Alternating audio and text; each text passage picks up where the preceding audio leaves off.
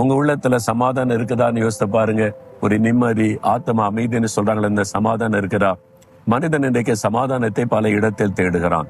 பணம் இருந்தா சமாதானமா இருக்கலாம், பண பிரச்சனை தான் என் சமாதான குறைவுக்கு காரணம் அப்படின்னு நினைக்கிறவர்கள் உண்டு.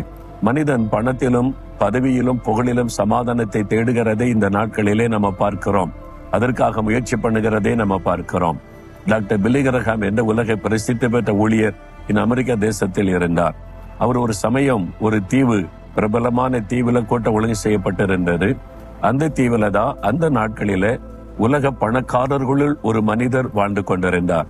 அவருக்கு எத்தனை எண்ணெய் கிணறுகள், கப்பல்கள், பெரிய பெரிய பிசினஸ், பெரிய செல்வந்தர். அவர் டாக்டர் பில்லி கிரஹாமை பார்க்க வேண்டும், தன்னுடைய வீட்டிற்கு அவர் என்னை சந்திக்கும்படி ஒழுங்கு செய்ய வேண்டும் என்று கூட்ட நடத்தின இடத்திலே கேட்டுக்கொண்டார்.